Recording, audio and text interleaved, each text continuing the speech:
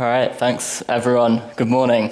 My name's Luke, and I work at Giving What We Can. And I'm sure that many of you have already kind of heard about Giving What We Can, maybe know about Giving What We Can. But for those who don't, Giving What We Can was founded in 2009 and was one of the first projects in a growing community of organizations focused on effective altruism.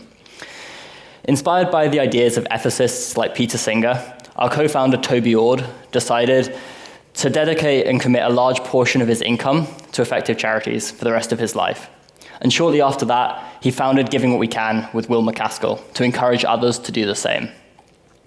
And one important part of EA ever since has been the way that we have taken really seriously the idea that giving effectively is an opportunity to do a tremendous amount of good in the world. And that's why we're running a pledge drive at this event. And I do want to tell you a bit more about that and what we've got planned over the weekend. But first, why would almost 9,000 people from 100 different countries around the world pledge to give 10% of their income to effective charities for the rest of their lives? Well, we all have different reasons, and this is, of course, just one way of doing good in the world. But let me tell you about why I took the 10% pledge. I was 17, still in high school, and I wanted to make a difference, as I'm sure many of you here today want to do as well. A friend of mine sent me a video about Giving What We Can, and I did a bit of research myself later that day. And I found out three things that really convinced me to pledge then and there. So, first of all, I found out that a decade of charity research has revealed something absolutely astounding. And that's that you can have 100 times more impact by donating to the very best charities. By donating effectively, we have the power to transform lives and communities by maximizing our impact to create positive change where it's needed most. It's absolutely insane, but it still costs GiveWell recommended charities as little as $5,000 to save a life. And that can sound like a lot when we're constantly bombarded with bullshit non-profit marketing calculations like you see in this ad. But what we're talking about here is different. It's actually hundreds of hours of cold, careful, conservative analysis by some of the smartest people in the world. And at GiveWell, they've crunched the numbers, and they've worked out, for example, that if you donate $4,450 to the Against Malaria Foundation, you will effectively save one life. And the odds are very good that the life you save will be that of a child under the age of 5. So very briefly, how a calculation like this works when an evaluator, like a charity evaluator like GiveWell, is doing some analysis to try and find out how cost-effective different organizations are to save lives, they'll do a calculation like this. So when the AMF receives an additional $4,450, they're able to buy and deliver about 1,000 bed nets. Only about 800 of those nets go on to kind of actually be used because many are lost in transit, some are just damaged, some just never get used properly. But that means that this donation would have protected over 1,400 people, because obviously not everyone sleeps on their own under a single net in a single bed. You know, often two people are going to be sleeping under a net, sometimes a whole family. So that means that, a donation this size will have protected over 1,400 individuals. And in a group that size, on average, you'd expect about 12 of them to die of malaria, which we in GiveWell know from studies on the prevalence of malaria in the different regions that AMF operates in. But since everyone now has nets covering them, or these 1,400 people do, that means that only about 10.7 people will die on average.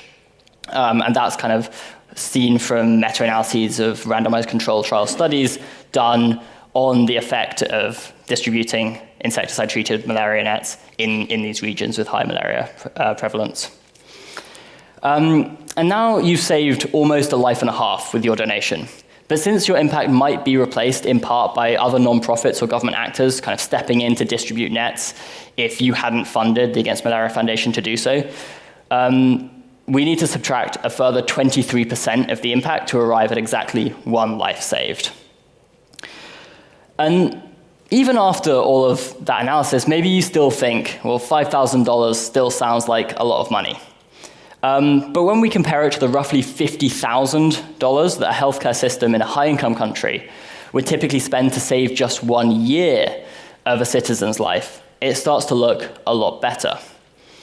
And I'm sure some of you are thinking, well, that's a great estimate, but with the law of diminishing returns, surely we'd expect that cost to save a life number of 4,450 to go up over time.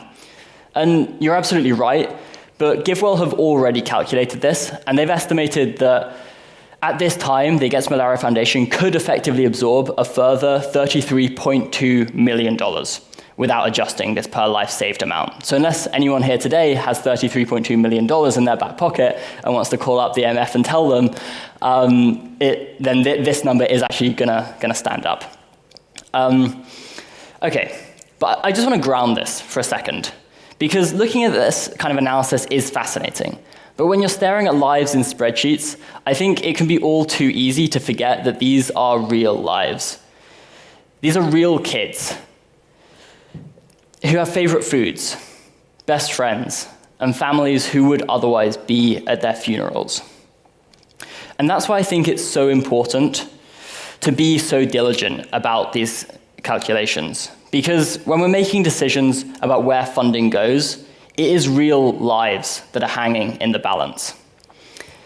But despite all of that, on its own, this sort of cost-effectiveness analysis wasn't enough to convince me that I should be doing something about it.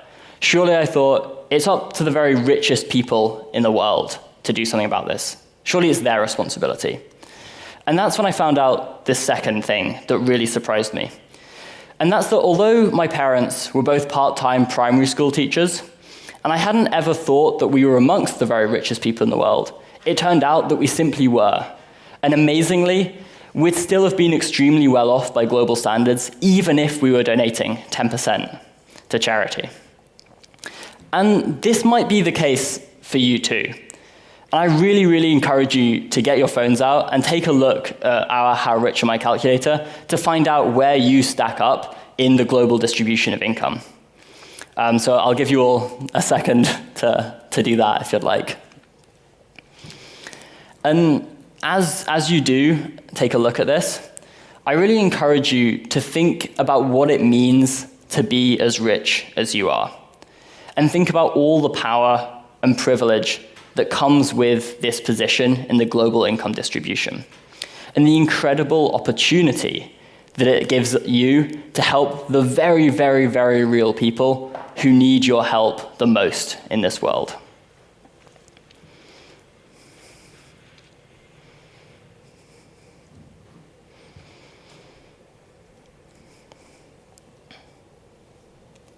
All right. And then I came across this third thing. And that's that I came to see that if everyone stepped up in this same way, we could actually reshape our world. Because we're not alone, and together we can do incredible things. And this is what we could achieve if the richest people in the world gave 10% of their income for a single year. In just 1 year, we could massively suppress malaria, tuberculosis, and HIV, eradicate most neglected tropical diseases, and dramatically expand access to reproductive care. We could end hunger and provide clean water to everyone once and for all, and even end extreme poverty entirely for at least a year. We could halve factory farming, build systems to prevent pandemics, double clean energy R&D spend, and dramatically increase philanthropic funding for nuclear security and AI safety. And just imagine what we could do in year 2.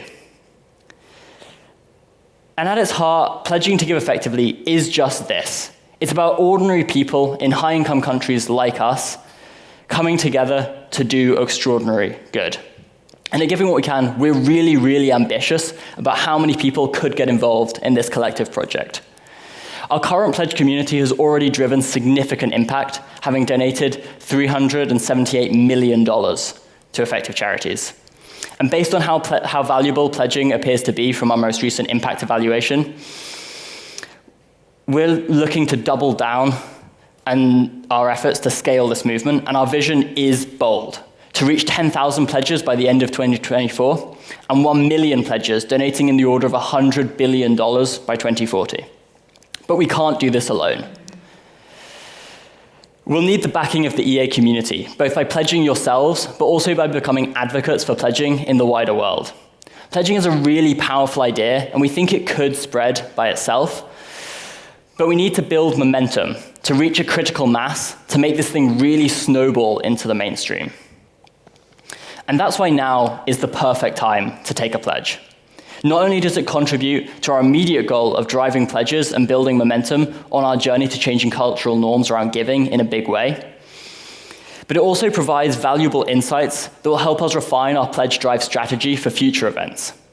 For example, at this conference, we're testing out a new donation match. So everyone who pledges at the EAGxNordics or shortly after will have their donations matched until our match pot of 30,000 euros is used up. I want to emphasize, though, that the 10% pledge isn't for everyone, and it's not necessarily something to just do this weekend. You might need more time to think about it, and we really don't want anyone to rush into a big decision like this. But that's why we also have a trial pledge, which is a really, really great option for anyone who wants to try out. Yeah, so like I was saying, the trial pledge is a really, really great option for anyone who wants to try out pledging to give effectively. But even if you're not interested in taking a pledge, it's actually incredibly valuable for us to hear your thoughts about what your blockers are and why you're not doing this, so that we can work to make effective giving more accessible for everyone. Because we do think that effective giving is a really, really important way that the ideas of effective altruism can help us do the most good in the world that we can. So please actually come and speak with me at the giving station in the common area just upstairs at any time throughout the conference, because we really, really need to hear your feedback. Okay, so I'd like to take a moment for each of you to consider where you stand on a scale between 1 representing not interested in pledging at all, and 10 representing feeling ready to pledge or having already pledged. Just take a moment to think about where you are on this scale. I'll give you a few moments to do that.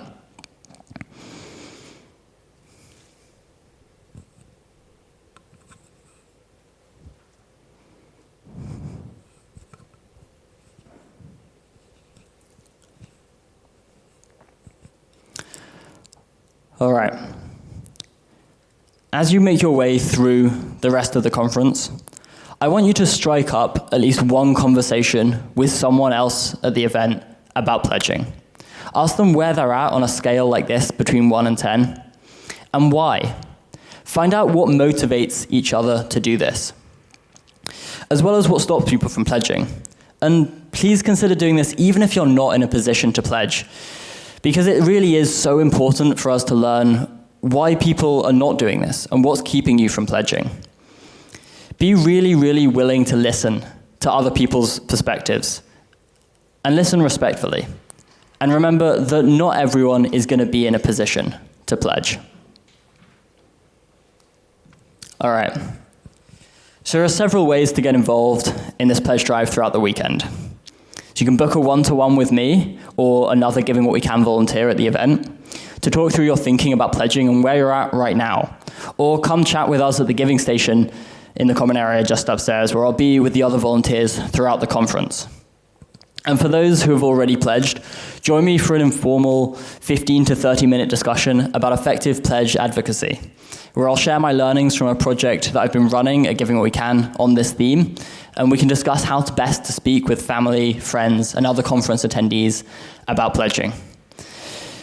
And for that, we'll meet at the giving station at 12:30 today and go grab some lunch together and have a chat.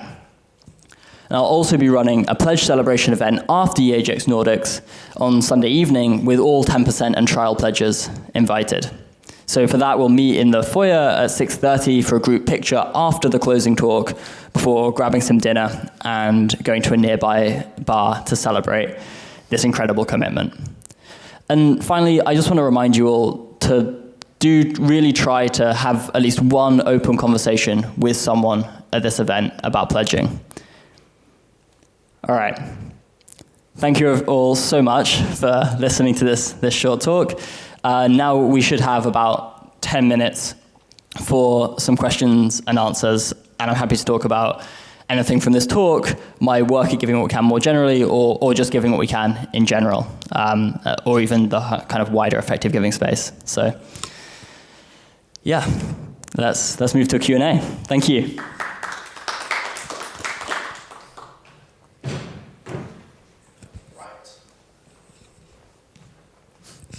So, we got a few questions here. One is from Harrison, and he asks, how do you approach talking to people about pledging without adding a salesman's tone on friendships and engagements?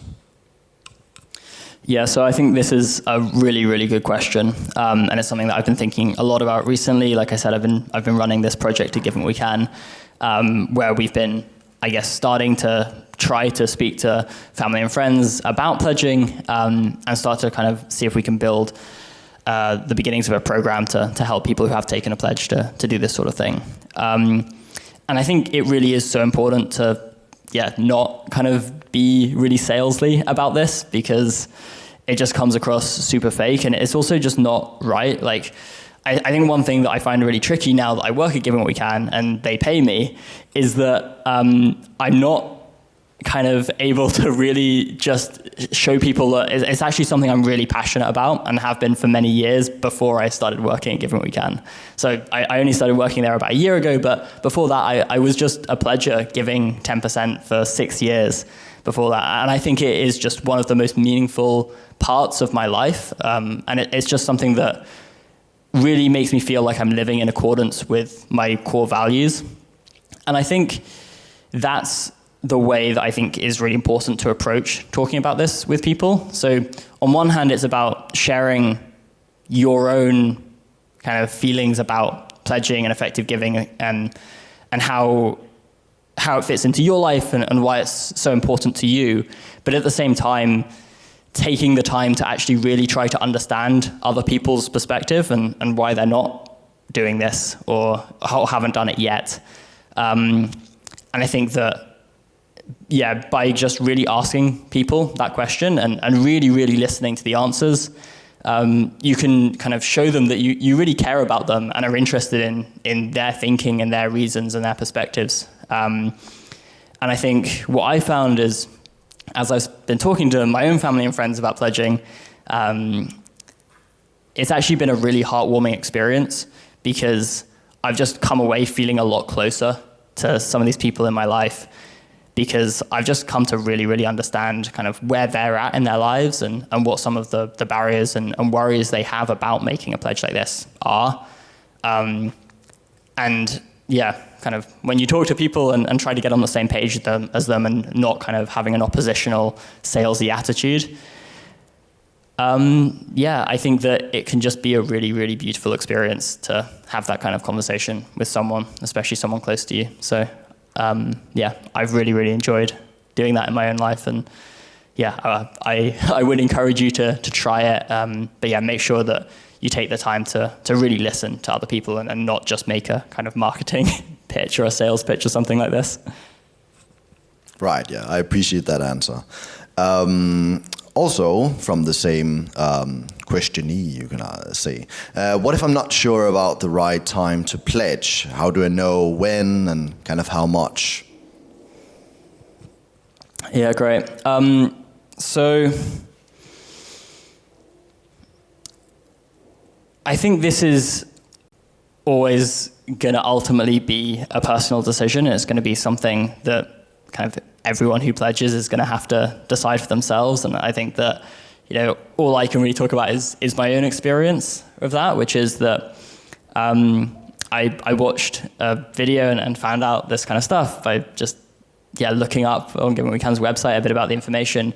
And for me, it just really connected. And I was also pretty young and pretty impressionable. So I dived straight in. And I'm not sure that this is the right choice for everyone. But it was the right choice for me to just make that leap and jump straight in. I definitely wouldn't advocate that anyone else does that. I think in terms of the question about the right time to take a pledge, I think obviously there are going to be some really, really bad times. I was just speaking to a couple of friends of mine who are about to have a child, and they don't have kind of secure income. One of them's still doing their PhD. I kind of, when I was talking about pledging, I really felt, this probably isn't the right time for you guys right now, and I think that makes a lot of sense. But at the same time, I think that there's probably never a right time, because life just happens, and there's always something, and maybe we always think that there'll be a time in the future where it feels like the right time to take a pledge. But yeah, I don't think there's ever a right time. I think sometimes you just have to jump in and see. And that's why I do think that the trial pledge is a really, really powerful tool, because you can try it out and kind of for this kind of limited time frame, where you can really test out giving it different percentages for different times, without feeling like you're kind of diving in and making this commitment for the rest of your life. So I really, really do encourage you to think about that. In terms of percentage, it's another hard question. I think I really like 10% because it's something that there's a lot of historical precedent for, from the kind of traditions of tithing. Giving What We Can, we've now also introduced a wealth pledge component, so 2.5% of wealth, which kind of draws on the traditions from Islam and zakat, which I think is a really interesting way that people who maybe don't have super high income but actually have a lot of wealth can think about kind of contributing and giving significantly in a pledged way. So that's super interesting too. But I think 10% for me feels right because people have done it for hundreds of years and it is possible. But yeah, it might not be the right amount for you right now. But I think for me, it gives me this level that feels significant, and it's definitely a big chunk, but it's not kind of more. And maybe it is also helpful that it's 10% because I'm not kind of always questioning, like, how much should I be giving? Should I be giving a bit more right now? It's 10%, and then I don't have to keep thinking about how much to give. It's kind of all taken care of. And I know it's a significant amount, but it's also a doable amount. Yeah, it can be hard to set a precise number, I feel that. So we've got a long question here from Laura that she talks to new people and find that they feel that when you give them the number like $4,000 to $5,000, that it's a lot to save a life, and they feel that it's maybe not worth it to just save a few lives in their lifetime for that amount of money. While she disagrees with it, she thinks that this way of thinking comes from the fact that so many charities claim that they can save a life for example, $5, which is, of course, isn't actually true, it says here.